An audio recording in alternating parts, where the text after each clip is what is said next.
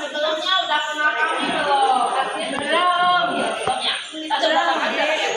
Dua kali dari grup para bintang. Ada dua kali dari grup para bintang. Kita dari grup para bintang Binjai. Apa? Grup apa? Para bintang. Binjai. Kita perkenalan diri dulu ya. Oke, mulai dari ujung.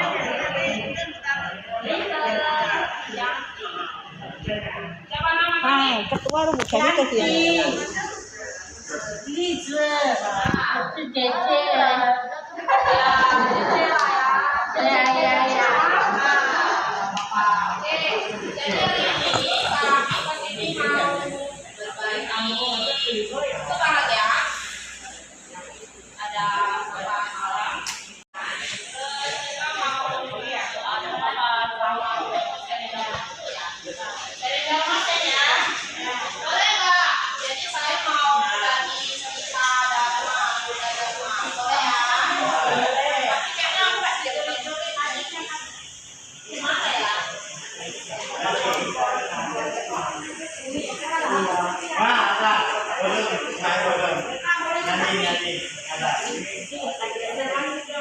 Jadi mau sharing dharma ya?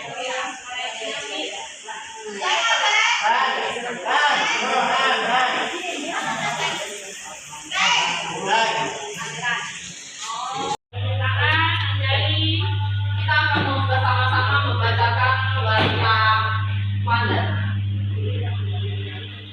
Namo Sankhya Adi Budaya, Namo Sankhya Adi Budaya, Namo Sankhya Adi Budaya, Namo Tassa Bhagavato Arahato Sama Sambuddhassa, Namo Tassa Bhagavato Arahato Sama Sambuddhassa, Namo Tassa Bhagavato Arahato Sama Sambuddhassa, Namo Sabbe Bodhisattvaya Mahasattvaya, Namo Sabbe Bodhisattvaya Mahasattvaya, Namo Sabbe Bodhisattvaya Mahasattvaya. Berpujilah sama semua yang telah mencapai kebenaran sempurna. Merupakan kita kasih kepada kami. Semoga kami selalu bijaksana dalam pikiran, ucapan, dan perbuatan. Semoga Sampirana selalu membimbing kita dari kegelapan menuju ke cahaya terang. Kami kata bahwa untuk kita Pak. Semoga semua makhluk hidup berbahagia. Saru, saru, saru. Oke. Selamat sore, Sumihoto, Namo Buddhaya. Namo Buddhaya. Namo Amitabha. Namo Amitabha. Oke, hari ini saya akan berbicara tentang perbuatan baik. Jadi dalam agama Buddha, ini langsung aja ya. Dalam agama Buddha melakukan perbuatan. Dalam agama Buddha, perbuatan baik itu bisa dilakukan melalui 3 pintu, yaitu dari pikiran kita, dari ucapan, dan perbuatan yang kita lakukan. Biasanya kalau kita sebelum melakukan apa-apa kan pikirkan dulu ya kan, kita harus memikirkan hal-hal yang baik, baru apapun yang kita ucapkan, apapun yang kita lakukan adalah hal yang baik. Jadi saya akan menceritakan tentang kisah yang dilakukan oleh seseorang yang melakukan karma buruk yang dilakukan melalui ucapan. Jadi di zaman Buddha Kasapa, jadi kan ajaran agama Buddha yang kita pelajari ini adalah ajaran Buddha Sakyamuni, Buddha Gautama. Ya, pernah dengar Sakyamuni kok? Ya. Nah, jadi sebelum adanya Buddha Sakyamuni itu, Buddha sebelumnya itu ada namanya Buddha Kasapa. Jadi di zaman Buddha Kasapa itu ada 2 orang biku. Jadi 2 orang biku ini tinggal dalam satu vihara. Mereka itu waktu jadi umat sebelum jadi kalau setiap pagi itu mereka pindah patah itu pernah dengar ya. Jadi kalau pagi-pagi itu yang alir dia akan mengumpulkan dana makan. Jadi dia akan keluar ke masyarakat ya, pernah lihat ya, nanti warga akan memberikan makanan yang dimasukkan ke patahnya gitu. Jadi pada suatu hari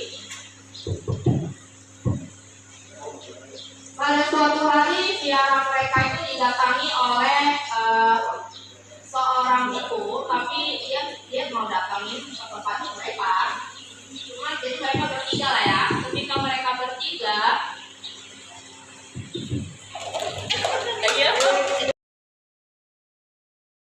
pertama lagi, satu biku lagi. Jadi ada 3. Terus yang tamu ini mulai merasa kayaknya tinggal di desa ini tidak cuma gitu ya, banyak yang masih di sana. Warga pun menyambut mereka dan melayani mereka dengan sangat baik.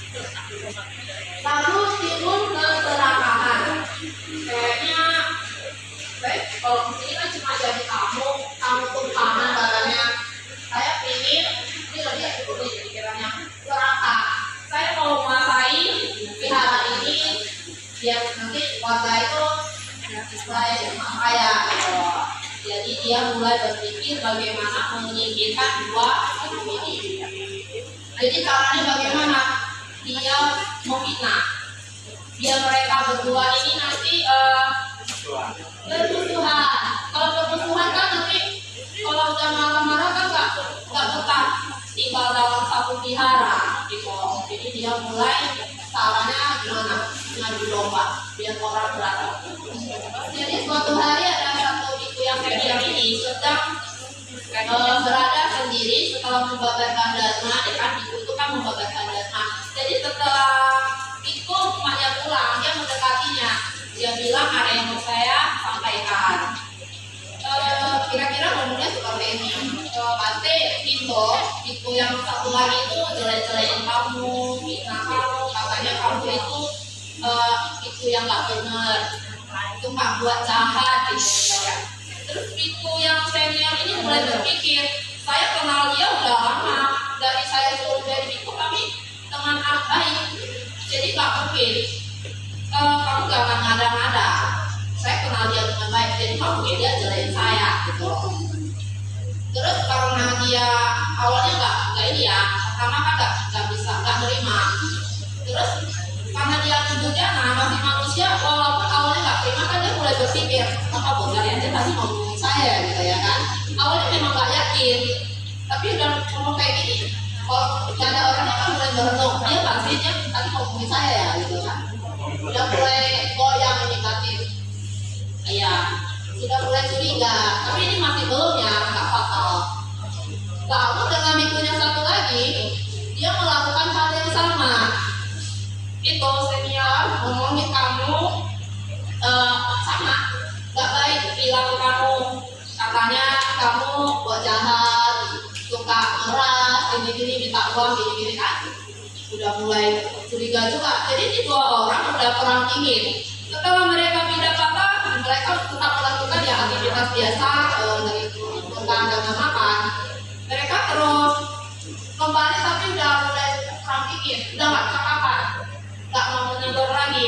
Ketika sudah menerima dana makan, pergi ke tempat masing-masing, nggak mau duduk satu meja lagi.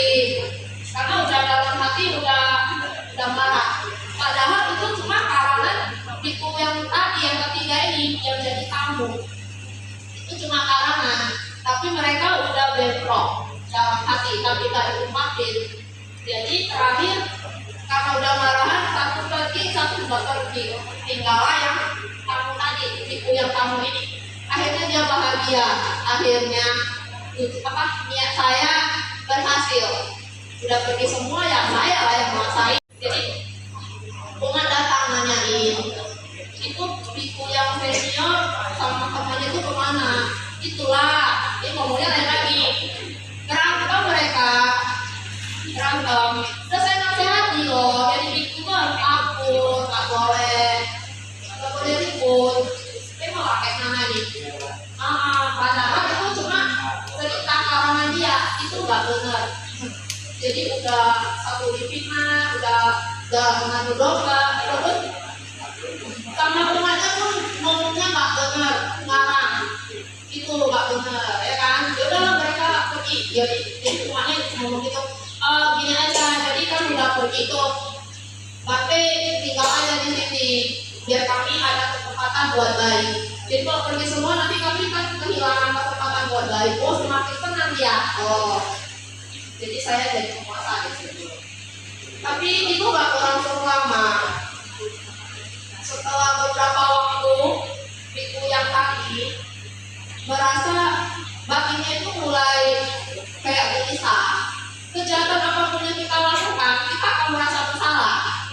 Oh kayaknya biku itu kan benar ya, saya kok gak fitnah gitu-gitu dia kan. Dan mulai nyadar, dia sadar, tadinya aku salah loh, gara-gara fitnah saya. Mereka pergi jadi bubar. Itu artinya kan mengadu domba, memecah belah sangga. Anggota sangga itu ngadu domba, itu nggak boleh. Itu berat namanya. Jadi setelah dia sadar, dia mulai jatuh sakit. Dia sakit. Walaupun dia udah nyadar, tapi gimana ya? Udah terlanjur buat salah. Akhirnya dia sakit dan dia meninggal. Ketika dia setelah meninggal, dia langsung masuk ke neraka Abici. Neraka Abici itu adalah neraka yang paling lama, paling misalnya berat. Itu apinya membakar dia selama berapa kata itu sampai dekade Buddha Sakyamuni itu lahir. Gak bayangkan berapa lama itu. Dari akibat keserakahan dia itu, dia harus menderita begitu lama di neraka api yang setiap hari membakar tubuhnya, ya kan? Terbakar, mau buat baik nggak bisa, dan dia harus menerima konsekuensi yang dia terima akibat perbuatan yang dilakukan melalui ucapan dia yang tak benar. Lalu ketika Buddha Gautama lahir ya, datang ke dunia ini, dia juga udah berakhir. Dia terlahir tapi masih di alam dari apici neraka. Dia masuk ke peta, tapi kondisinya ngeri, petanya ngeri, dimana karena dia pernah buat baik dengan fisik ya, jadi badannya itu warnanya emas. Berbuat baik dengan badannya, jadi kayak tubuh di surga dewa gitu, emas. Tapi mulutnya ada keluar cacing. Keluar cacing yang kalau keluar cacing itu makan mukanya gitu, kesakitan. Orang yang lihat itu akan ngeri. Dan bukan itu aja, itu bau banget. Kayak katanya di gambaran di buta itu baunya seperti bau mayat, pakai. Bayangkan baunya seperti apa. Itu akibat dari perbuatan buruk dia yang mengucapkan kata-kata yang memfitnah, ngadu domba. Apalagi yang dia fitnah itu orang yang menjalankan sila dan winaya, seperti itu anggota sangga yang baik. Itu parah banget, karenanya buruk. Jadi tubuhnya bagus ya kan, karena dia berbuat baik, tapi seperti itu mulutnya bau, ada cacingnya keluar gitu, makan wajahnya. Itu gambaran yang disuka yang saya baca. Lalu waktu Buddha Gautama itu melihatnya, dia cerita ke rumah, di sini kan dibalik-balik.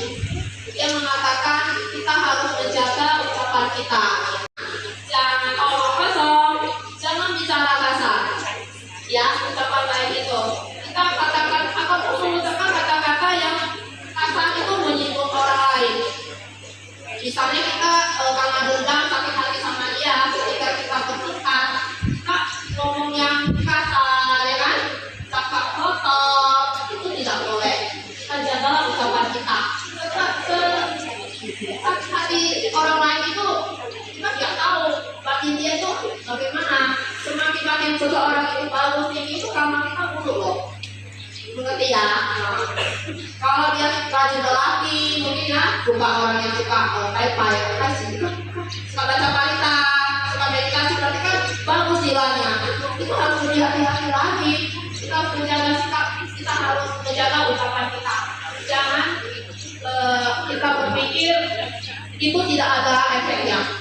Semua ada. Kita tidak tahu kapan karma itu datang. Iya. Ya kan? Jadi kita jagalah ucapan kita. Yang kita sampaikan itu adalah hal-hal yang baik saja. Jadi kalau misalnya teman kita ada salah, kita bisa menasihati dia. Ya tidak usah diomongin ke orang, ya kan? Tadi dia gini-gini. Nanti orang lain jadi kebencian, ada orang nggak boleh. Jadi lebih bagus kalau nggak ada topik, ya udah diam aja. Tapi kalau ada hal-hal yang baik mau disampaikan boleh. Ya mungkin seperti itu. Jadi mulai hari ini kita harus jaga ucapan kita. Jangan kasar, jangan suka menyinggung perasaan orang lain. Mungkin bagi kita nggak punya sakit hati. Tapi kan kita nggak tahu apa yang melibatkan dia, apa yang ada di pikiran dia. Karena gara-gara ucapan yang salah, kadang-kadang bisa saling bunuh-bunuhan, ya kan? Begitu. Apakah ada yang belum bertanya sampai di sini? Ayo atau sama sini. Mana tahu ada sesuatu kasus yang jadi beban pikiran seperti itu.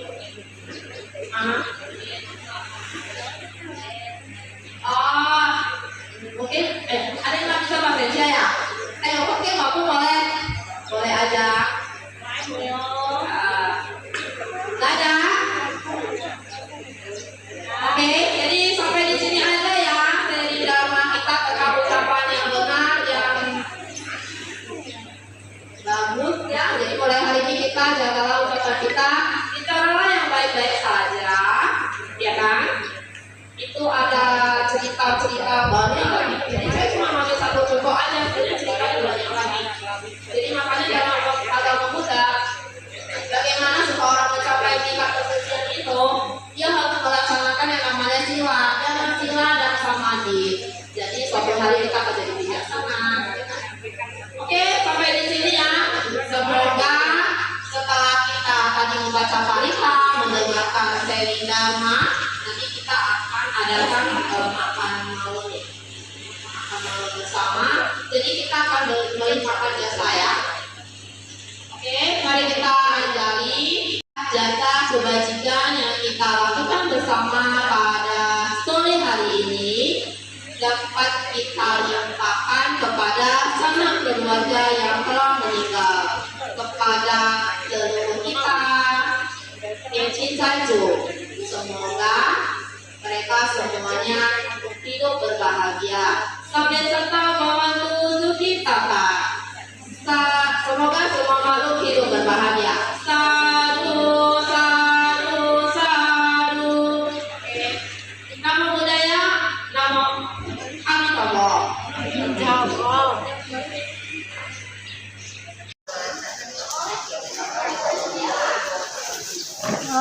ya, Kamsia.